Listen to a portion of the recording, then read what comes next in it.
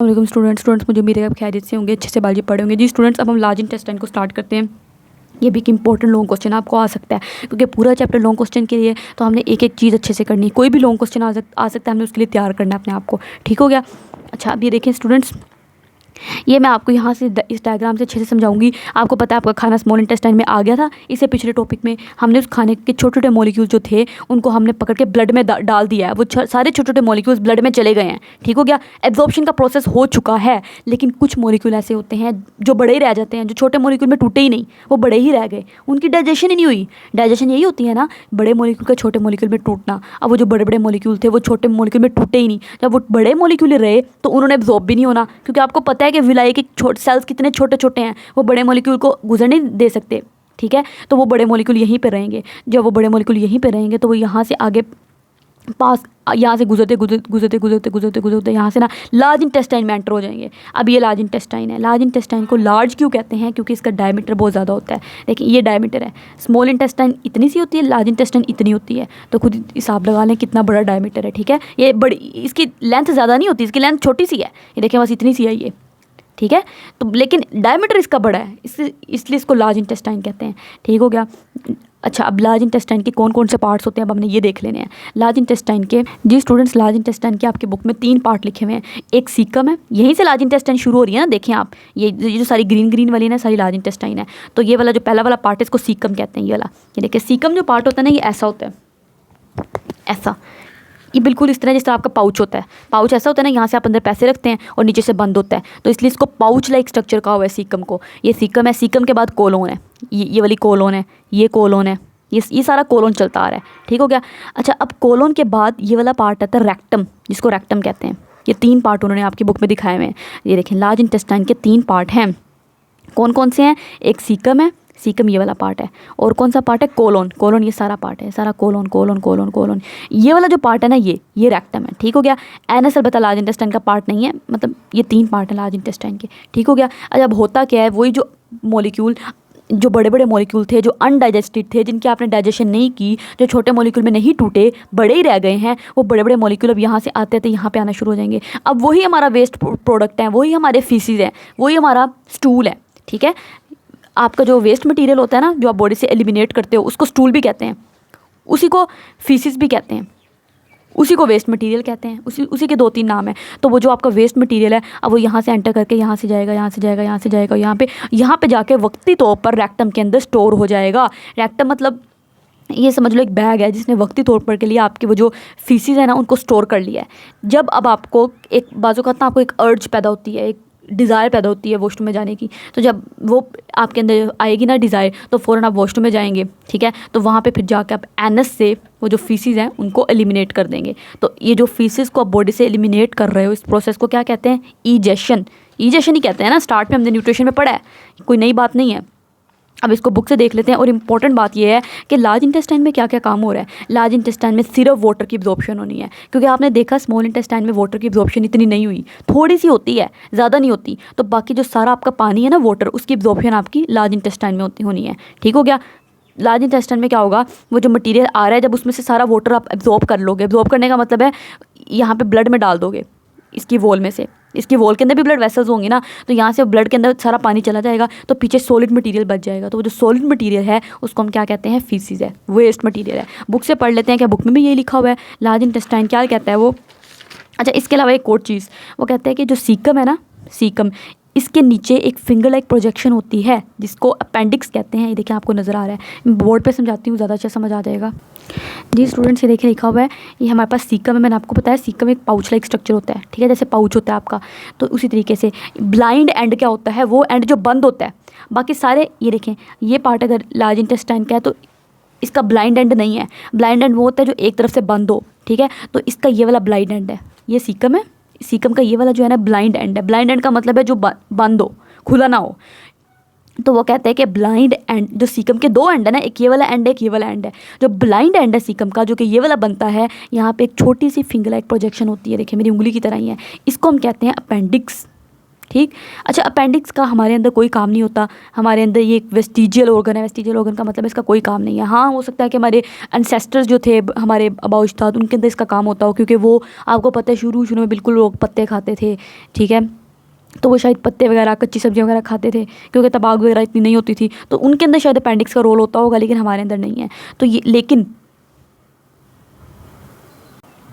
लेकिन स्टूडेंट्स, ये अपेंडिक्स जो है ना, अगर इसकी इन्फ्लेमेशन हो जाए, इन्फ्लेमेशन का मतलब है कि अगर इसके अंदर कोई इन्फेक्शन हो जाए, इन्फेक्शन के बाद बॉडी के अंदर सोजिश होना शुरू हो जाती है, इन्फ्लेमेशन होना शुरू हो जाती है, वो हो जाए ना इसके अंदर, इन सिंपल अल्फाज अगर इसका इन्फेक्शन हो जाए अपेंडिक्स का, तो उसकी वजह से बहुत ख़तरा हो जाता है, बहुत शदीद पेन होती है, ठीक है, और उसके बाद इसको निकालना ज़रूरी हो जाता है, क्योंकि इसको ना निकालना ना तो हो सकता है ये फट जाए अपेंडिक्स, और फट के इन्फेक्शन पूरे पेट के अंदर फैल जाए। तो इतनी छोटी सी है, काम कोई है नहीं, लेकिन जब इन्फेक्शन हो जाता है तो फिर शदीद किस्म की दर्द होती है, और इन्फेक्शन मज़ीद पूरी बॉडी के अंदर ना फैल जाए, क्योंकि फट जाएगी, तो उसको फिर प्रिवेंट करने के लिए इसको बॉडी से निकाल दिया जाता है एक सर्जरी के ज़रिए से। उस सर्जरी को कहते हैं अपेंडिसेक्टमी, जिसमें हमने अपेंडिक्स को निकाल देते हैं। ठीक हो गया। ये हमारे हॉस्पिटल वगैरह में बहुत कॉमन होता है, बहुत पेशेंट्स इसके साथ आते हैं।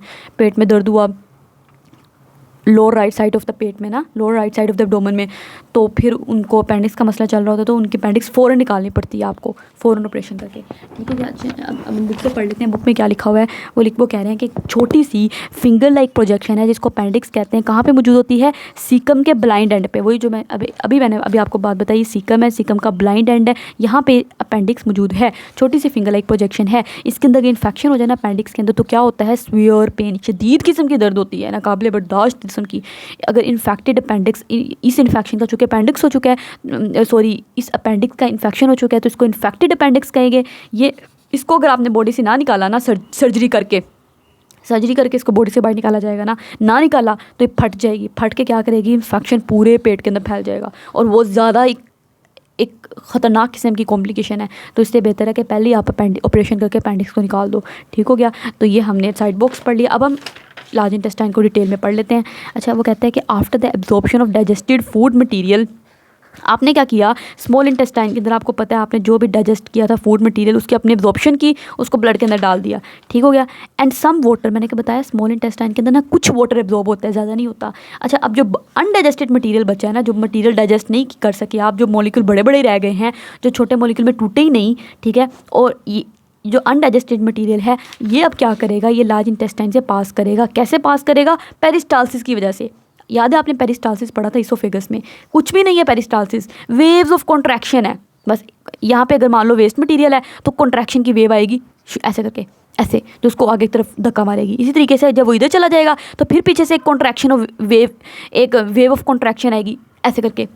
मतलब ये अगर वेस्ट मटेरियल तो ऐसे करके आएगी, उसको आगे की तरफ धक्का मारेगी। तो इस तरीके से पेरिस्टालसिस की मदद से इस वेस्ट मटेरियल को पूरे लार्ज इंटेस्टाइन से मूव करवा के इसको ला के रेक्टम में स्टोर कर दिया जाएगा। तो वो बात लिखी हुई है कि आपका अच्छा अनडाइजेस्टेड मटेरियल जो है, और इसके अलावा वाटर भी जो होता है वो लार्ज इंटेस्टाइन में मूव कर रहा होता है। ठीक है। इनको कैसे मूव करवाया जाता है? पेरिस्टालसिस की मदद से। पेरिस्टालसिस वही है, वेव ऑफ कॉन्ट्रैक्शन। ठीक है। अब क्या होगा? लार्ज इंटेस्टाइन के वो कहते हैं 3 पार्ट्स होते हैं। कौन कौन से होते हैं? एक सीकम पार्ट होता है, वही बात मैंने आपको बताई, ये सीकम पार्ट है। सीकम क्या है? एक पाउच लाइक स्ट्रक्चर है बिल्कुल, जो क्या कर रहा है? That form junction with the small intestine, जिसने स्मॉल इंटेस्टाइन के साथ जंक्शन बनाया हुआ है। That form junction with the small intestine. देखें, ये सीकम है, ये स्मॉल इंटेस्टाइन यहाँ पे ख़त्म हो रही है, तो सीकम ने क्या किया हुआ है? स्मॉल इंटेस्टाइन के साथ जंक्शन बनाया हुआ है। बिल्कुल सही बात है। ठीक है। और दूसरा कोलन पार्ट है, तीसरा रेक्टम पार्ट है। ये सारा कोलन है, ये सारा कोलन पार्ट है, और ये रेक्टम पार्ट है लार्ज इंटेस्टाइन का। सही हो गया। अच्छा, अब वो कहते हैं कि जो absorption of more water occurs from the large intestine, large intestine का क्या फंक्शन है? वाटर की एब्जॉर्प्शन करना, बड़ी इंपॉर्टेंट बात है। ठीक है।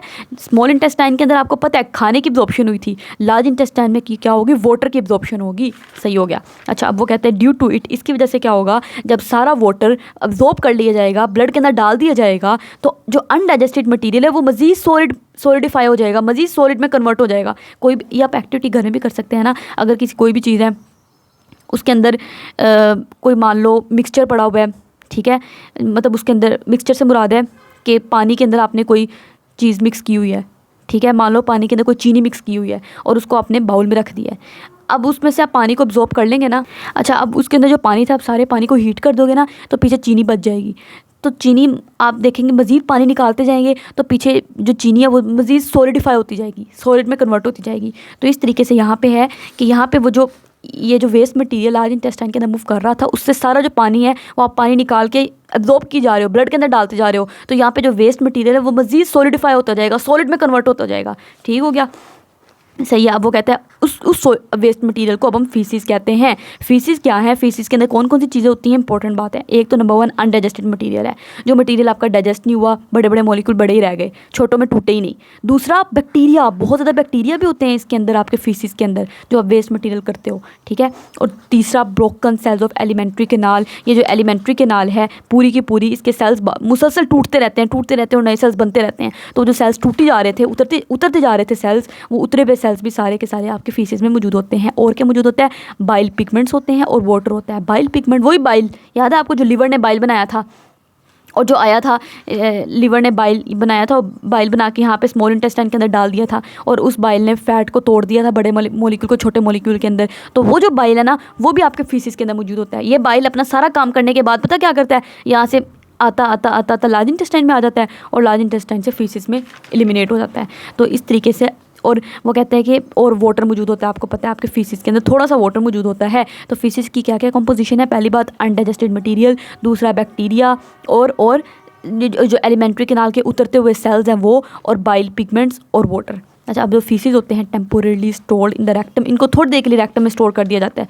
वक्ती तौर पर के लिए। ठीक है, जब तक आपको कोई मुनासिब टाइम, मतलब एक मुनासिब टाइम आएगा, एक मुनासिब जब जगह होगी, तभी आप उनको एलिमिनेट कर सकोगे ना बॉडी से। तो उतनी देर के लिए अपने रेक्टम के अंदर फीसिस को स्टोर कर लेना है।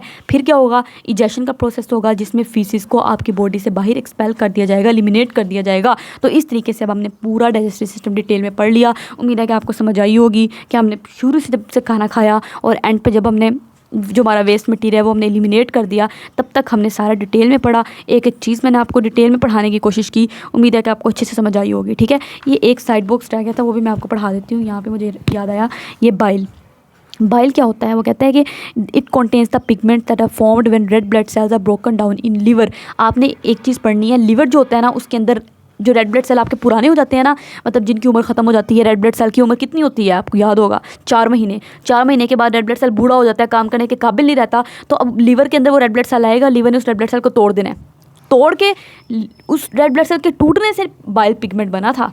ठीक है, मैंने आपको बताया था लिवर ने बाइल बनाना है। तो लिवर ने बाइल कैसे बनाया, जो रेड ब्लड सेल पुराने बूढ़े हो गए थे उनको तोड़ा, उनको तोड़ने से जो पिगमेंट रिलीज़ होते हैं ना, उन पिगमेंट से बाइल बनता है। वही पिगमेंट्स एक्चुअली बाइल हैं। ठीक हो गया। तो ये पिगमेंट्स जो होते हैं are remove from the body, इनको बॉडी से निकाला जाता है। कैसे निकाला जाएगा, विद फीसिस के अंदर एलिमिनेट करके उनको बॉडी से एलिमिनेट कर दिया जाएगा।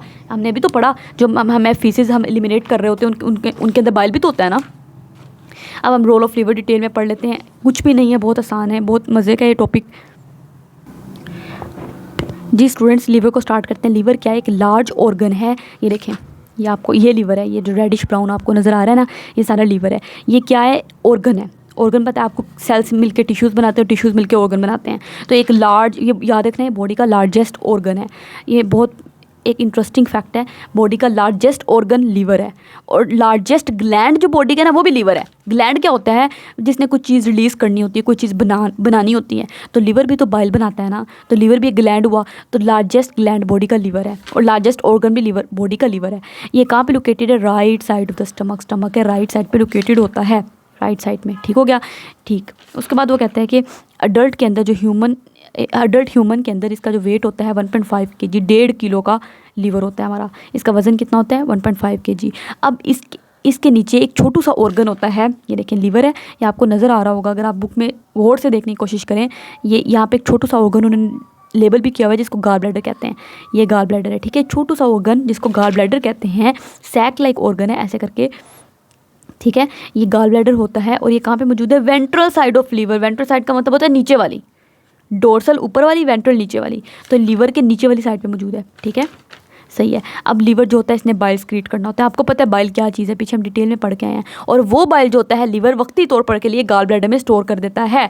ठीक है, ये लीवर ने बाइल बनाई, और बाइल बना बना के जो छोटू सा ऑर्गन है गाल ब्लैडर, उसके अंदर स्टोर की जा रहा है। जब मैं फैटी फूड खाऊंगी, जब मैं घी वाला खाना खाऊंगी, चिकनाई वाला खाना खाऊंगी, तब जब खाना मेरे स्मॉल इंटेस्टाइन के अंदर आ जाएगा, वो पैगाम भेजेगा गाल ब्लैडर को, गाल ब्लैडर जल्दी करो, बाइल रिलीज़ करो, मैं खाना हूँ, मैं एक फ़ैट हूँ, मैं स्मॉल इंटेस्टाइन में आ चुका हूँ और मुझे डाइजेस्ट करने की ज़रूरत है। तो गाल ब्लैडर कहेगा ठीक है, इसने फ़ौरन CBD के ज़रिए से, कॉमन बाइल डक्ट के ज़रिए से बाइल रिलीज़ कर देनी है और वो जाके उसमें डाल देनी है, और उस बाइल ने जाके फिर वो जो चिकनाई वाला खाना है उस चिकनाई वाले खाने को हज़म कर देना है। ठीक हो गया।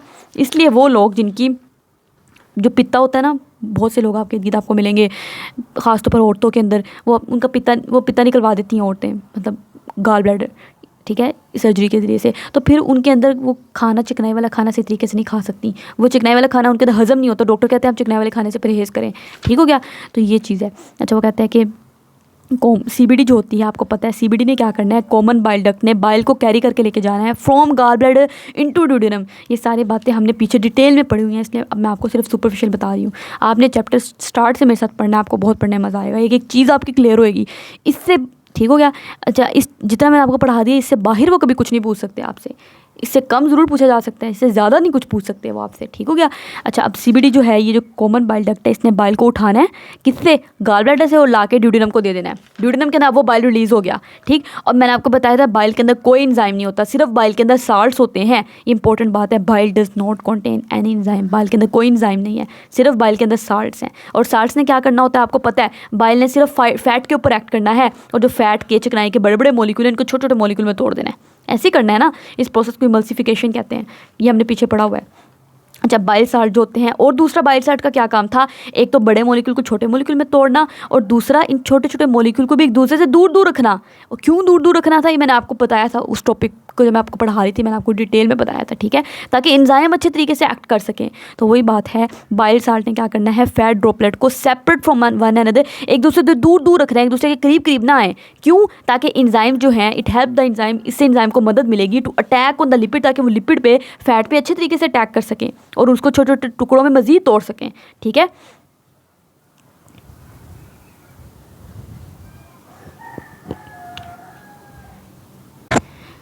अच्छा, लीवर का और क्या काम होता है, liver also perform many other function in the body, liver के और भी बॉडी में बहुत ज़्यादा काम होते हैं। मिसाल के तौर पर, पहली बात, एक तो लीवर ने हमने बता दिया बाइल रिलीज़ करना, और बाइल ने जो जो काम किया वो हमने सारे डिटेल में पढ़ लिया। दो काम थे बाइल के, बड़े फैट के मॉलिक्यूल को छोटे फैट के मॉलिक्यूल में तोड़ना, दूसरा उन फैट के मॉलिक्यूल को सेपरेटेड फ्रॉम वन अनदर, एक दूसरे से दूर दूर रखना, एक दूसरे के करीब करीब ना आए। क्यों, ताकि एंजाइम अच्छे तरीके से एक्ट कर सकें। क्यों, क्योंकि एंजाइम को लार्जर सरफेस एरिया चाहिए काम करने के लिए। अगर वो मॉलिक्यूल एक दूसरे के करीब करीब आ गए, जिस तरह मान लो ये मॉलिक्यूल एक दूसरे के करीब आ गए हैं, सरफेस एरिया उतना ज़्यादा नहीं बनता। यही अगर देखो इतने इतने मॉलिक्यूल एक दूसरे से दूर दूर पड़े हुए हैं, तो सरफेस एरिया ज़्यादा है। ये मैंने आपको पीछे डिटेल में बताया हुआ है। ठीक है।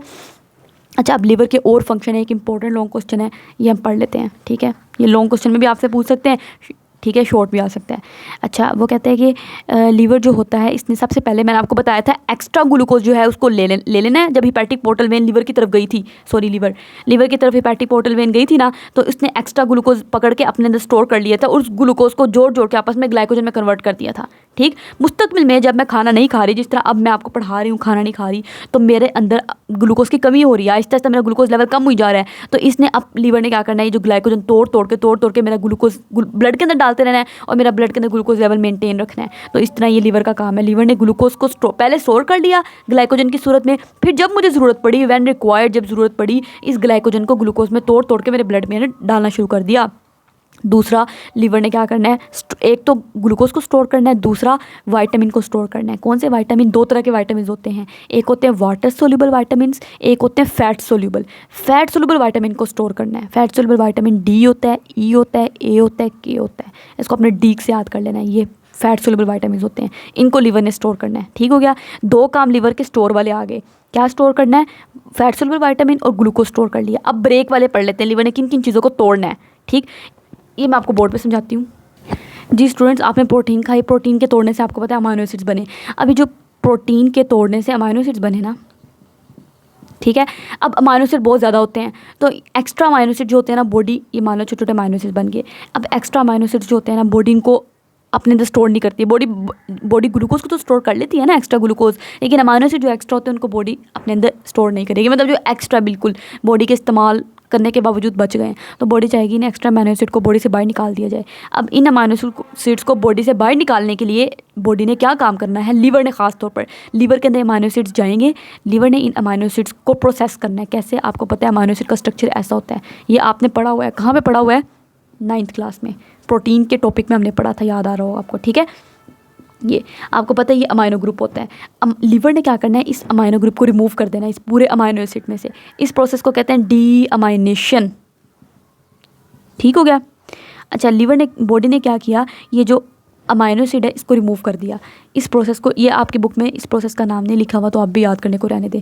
अमोनिया रिमूव कर दिया, सॉरी अमाइनो ग्रुप रिमूव कर दिया, ये अमाइनो ग्रुप था, और इस अमाइनो ग्रुप को क्या किया, पकड़ के एक और हाइड्रोजन एटम के साथ, ये अमाइनो ग्रुप था, ठीक है, इसको हाइड्रोजन के साथ रिएक्ट करवा के अमोनिया बना दिया लीवर ने। लेकिन ये जो अमोनिया है ना, बड़ी ख़तरनाक चीज़ है, बहुत हार्मफुल चीज़ है। अगर ये अमोनिया ऐसे ब्लड के अंदर आपकी मौजूद हुई ना, ब्लड से ब्रेन में पहुंच गई, क्योंकि ब्लड है तो ब्लड पूरी बॉडी में घूमता है, ब्रेन में भी जाएगा, ब्रेन में जाके इसने ब्रेन को बहुत बुरा डैमेज करना है अमोनिया ने। पेशेंट को समझ नहीं आएगी उसके इर्द गिर्द क्या चल रहा है, कन्फ्यूजन होना शुरू हो जाएगी, थिंकिंग एबिलिटी उसकी ख़राब हो जाती है, ठीक है। तो ये अमोनिया जो है बहुत ख़तरनाक चीज़ है। लीवर ने क्या करना है, इस अमोनिया को पकड़ के एक और सब्सटेंस में कन्वर्ट कर देना है, उसको क्या कहते हैं, यूरिया, ठीक हो गया।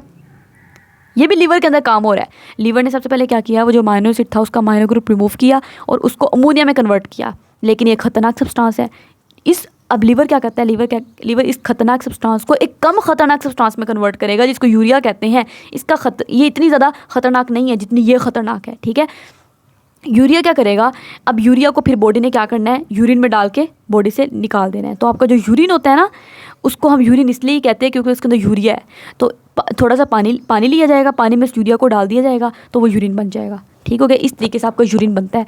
तो आपको बुक से देख लेते हैं, बुक में क्या उन्होंने लिखा हुआ है। बॉडी ने क्या क्या करना है, नंबर 1, एक तो अमाइनो एसिड को ब्रेक किया, अमाइनो एसिड को ब्रेक करने से अमोनिया प्रोड्यूस हुई। अमोनिया एक हार्मफुल चीज़ है, ठीक हो गया। आगे फिर लीवर ने क्या करना है, दूसरा इस खतरनाक अमोनिया को कन्वर्ट करना है एक लेस टॉक्सिक सब्सटेंस में, कम खतरनाक सब्सटेंस में, जिसको यूरिया कहते हैं। और इस यूरिया को फिर एक्सक्रीशन थ्रू द यूरिन के अंदर डाल के बॉडी से एलिमिनेट कर देना। अब ये बॉडी से ख़त्म हो गई, खारिज हो गई, ठीक हो गया।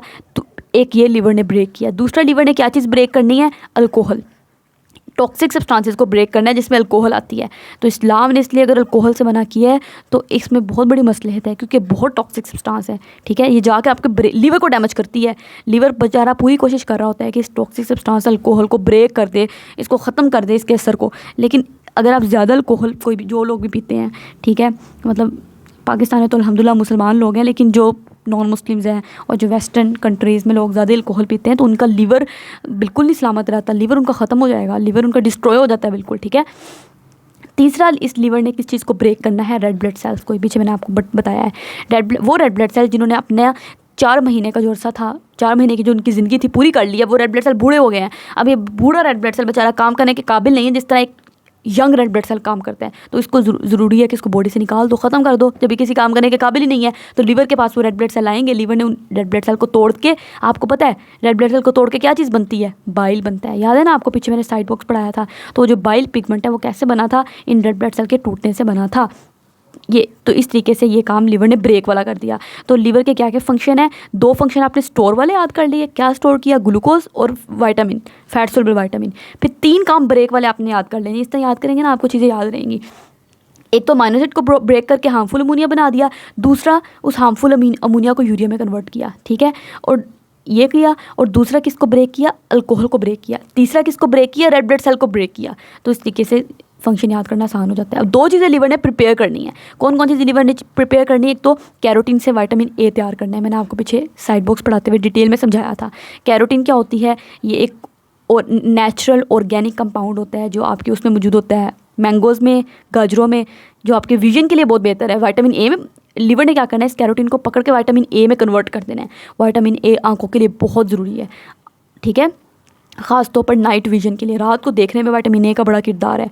जिन लोगों के अंदर विटामिन ए की कमी होती है उनको रात को चीज़ें नज़र नहीं आती, जिसको नाइट ब्लाइंडनेस कहते हैं, ठीक हो गया। अच्छा, अब तीसरा एक और चीज़ लीवर ने प्रोड्यूस करनी है, क्या, कोल्ड टेम्परेचर, जब ठंड बहुत ज़्यादा शदीद होती है ना तो मेटाबॉलिज्म का प्रोसेस स्पीड अप करना है। मेटाबॉलिज्म याद है आपको, कैटाबॉलिज्म प्रोसेस आता था एंजाइम वाले चैप्टर में, हमने मेटाबॉलिज्म की 2 टाइप्स पढ़ी थी, कैटाबॉलिज्म, एनाबॉलिज्म। तो कैटाबॉलिज्म करके चीज़ों को कट करना है, बड़े बड़े मॉलिक्यूल को, और आपको पता है बड़े मॉलिक्यूल को जब कट किया जाता है, तोड़ा जाता है, हीट एनर्जी रिलीज़ होती है। अब जब ठंड है तो ठंड में बॉडी को हीट चाहिए, तो इस तरीके से हीट एनर्जी रिलीज़ होगी और वो हीट एनर्जी रिलीज़ करके इसने बॉडी टेम्परेचर को मेंटेन करना है।